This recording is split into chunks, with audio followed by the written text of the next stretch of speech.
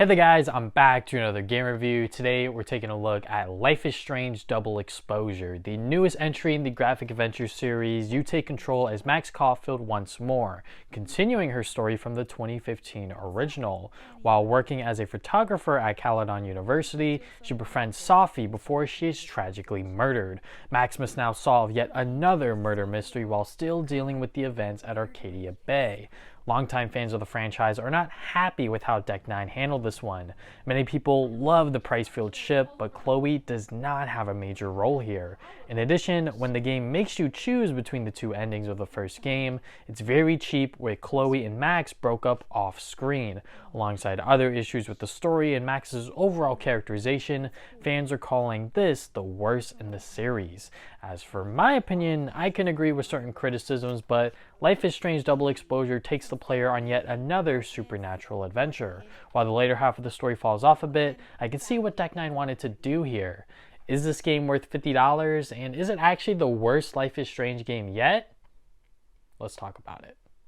I've been a Life is Strange fan since 2017. I played it during that summer and instantly fell in love with it. I've been following the series ever since with varying degrees of appreciation for each entry. Before the Storm was a nice way to make Rachel Amber an actual character, while Life is Strange 2 missed the mark for me personally. The release schedule for that one did not help. True Colors was a good way to transition between Don't Not to Deck 9. Now, the new developers are bringing back the first main character, Max Caulfield, for Double Exposure. First revealed at the Xbox Game Showcase in June, I was pretty excited. While the trailer was retreading old territory with Max's friend getting murdered, the new power of traveling between timelines seemed interesting. After that trailer, I didn't watch or look into anything. I would have bought the Ultimate Edition for early access, but it was only the first 2 episodes as opposed to the full game. I don't mind waiting another 2 weeks for the full release. Now that I played the full 5-chapter adventure, I mostly enjoyed my time with Life is Strange Double Exposure. The game certainly has flaws in the later chapters and the ending as a whole. We get to experience another adventure with Max Caulfield as the main character while being respectful to the Save Arcadia Bay ending. Visuals are amazing with a soundtrack that fits the mood every single time. It's not perfect by any means, but I enjoyed this entry more than Life is Strange 2. The story begins with Max and Safi breaking into an old bowling alley. We're told through bits of dialogue where Max has been and why she's here at Caledon University. At first, I thought she was a student, but no, she's here as the Hellerton visiting artist for the school year. So she's like a professor, but not really. She's friends with some of the students and faculty, which makes interacting with them feel more natural as opposed to a typical student-to-teacher dynamic. At some point during Chapter 1, Safi is murdered, which spirals everything out of control. Then Max tries to rewind time but fails due to being out of practice. Instead, she discovers her powers have evolved to travel between timelines. One where Safi is dead and another where she's alive. Max has to hop between timelines to solve the murder mystery. This is such a cool gameplay mechanic. While I still love the simplicity of rewinding time from the original, timeline jumping makes conversations and scenarios with characters much more interesting. There's going to be 2 different versions of every side character you'll interact with, and they both have different experiences / personalities due to Safi's death / her being alive. Explore the surrounding areas for more interactive sequences and more information about the story at hand. You can also open the menu to look through social media posts, text messages, and your journal on the story so far.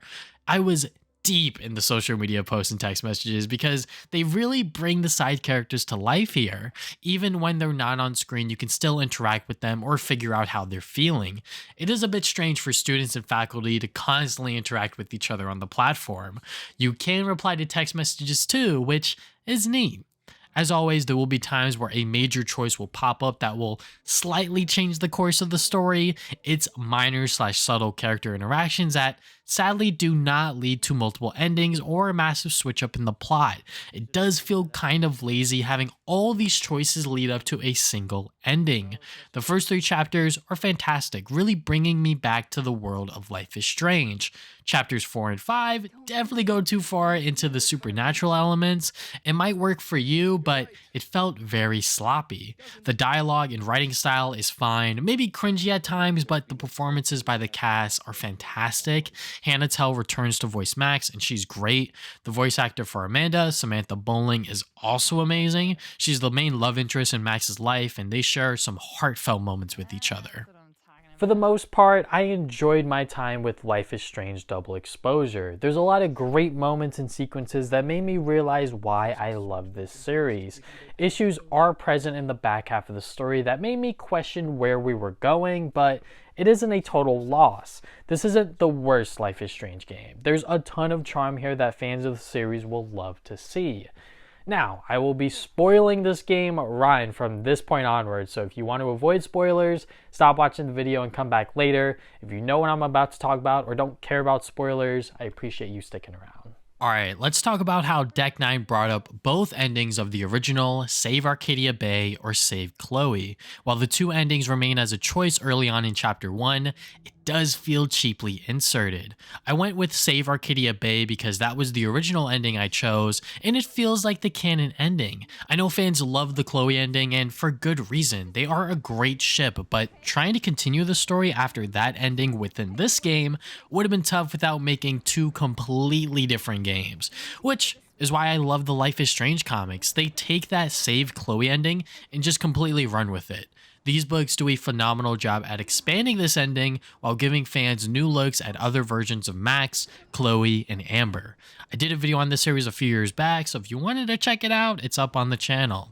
I know Deck 9 wanted to be respectful to both endings without having one truly be canon, but one party was going to get shafted over the other. Because I played the Save Arcadia Bay ending, I felt like this was a great continuation of Max's story. She's still dealing with the loss of Chloe after all of these years, and the memories of her in Arcadia Bay start reappearing after Safi is killed. Deck 9 should have gone with this ending just to keep things simple. Fans were not going to be happy with an off-screen breakup. Also, I watched the cutscenes and notes left by Chloe in that version of the game, and the writing doesn't add up. Chloe was afraid Max would rewind time to abuse their relationship, which doesn't make sense with how innocent Max is. I don't think Chloe would think this way either, but this is how it was written. Deck 9, you cannot have your cake and eat it too. I can see why fans call this quote-unquote the worst Life is Strange game ever, because it does not respect Chloe and Max's relationship. The Arcadia Bay ending does a much better job of reflecting on those moments and tying it back to Double Exposure. Safi is the other main protagonist, as it's revealed she's a shapeshifter. She's sort of like a parallel to Max, where her best friend, Maya Okada, also died, and now she's using her powers to get justice/revenge for her death. How Safi goes about it feels a lot more sinister than how Max saved Chloe's life. She literally calls herself God, and I'm like, okay, girl, her mindset is so dangerous. I rejected her after the grand speech, and yet 68% of PS5 players still accepted her. Are you guys crazy or something? After Safi's powers are revealed, the plot diverges to expose Lucas Colmenero, who is a professor at Caledon University and stole work from Maya Okada.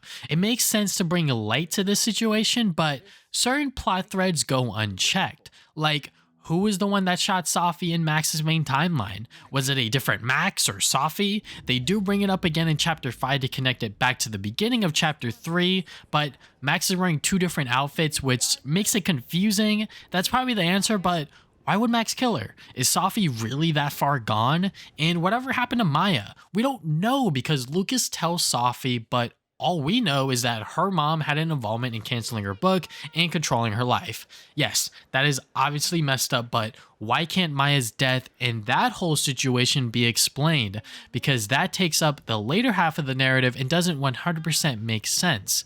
This is where fans, including myself, are theorizing that Deck 9 is going to make a sequel. The conclusion of Chapter 5 shows Max Caulfield will return after showing Safi recruiting Diamond, teasing she might have powers of her own. All right, so this game was just a setup and everything will be explained in Double Exposure 2. Fans are saying the game wasted their time because it's not a complete story. Double Exposure does feel like more or less setting up for something bigger within Caledon University. Every Life is Strange game so far has been a contained story. While playing the other games does help, you can more or less jump into any entry and get a sense of what's going on. Double Exposure is already a sequel to the 2015 original, but to have it set up yet another Max Caulfield adventure is frustrating. If and when this follow-up game releases, that's when we'll get the full picture and be able to fully judge how Deck 9 handled this new addition to the Life is Strange world. I feel like this could have been a move by Square Enix executives or something because they obviously know how popular and how much money this franchise makes.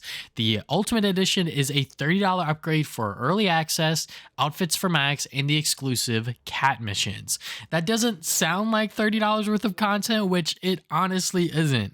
The cat missions are very short from what I've heard, and the outfits for Max are cosmetics. I feel like Double Exposure should have been a single game with maybe a few extra chapters outside of the normal 5 to make it one complete game, but if the sequel is able to deliver and give fans a great Life is Strange story, then I'm all for it. As of right now, it is a bit spotty. The series has always focused on a single character with powers and how they would use them. Now that Deck 9 is introducing multiple characters in the same story with powers, the supernatural elements are becoming overwhelming, which in turn makes the story messy. The cliffhanger in Chapter 2 really got me, I'm not gonna lie. Seeing Max with a gun and figuring out how timeline hopping was affecting the murder case, but then it focuses on taking down Lucas and the whole Maya Okada situation, and you lost me. There's a lot of potential Deck 9 had here after Chapter 3, and they went off the deep end. Life is Strange has always been about the supernatural powers the characters possess, but it's too much here. The game either overcooked or undercooked something. For example, Vince Alderman is the police investigator who is looking into Safi's death. He was a great antagonist who really got into Max's business, but he's quickly out of the story because he never existed. I guess he was an anomaly on the timeline and he vanished once he touched his alternate self. In actuality, this was the game's way of showing that touching your alternate self would erase you from the timeline in its entirety. I understand the writers have to make rules for timeline hopping, but to get rid of such a great antagonist was a shame. The last point I want to talk about is Amanda, who's the main love interest players are gravitating towards because Vince Lang is the other option and he's not it. I don't totally hate the guy, but for a romantic partner with Max, no thank you. If you choose to romance Amanda after Safi dies, she wants to keep things friendly, as it is probably not a great idea to get into a relationship given the circumstances. 100% understandable, but once you hop into the other timeline, Amanda is still game to keep things moving romantically with Max.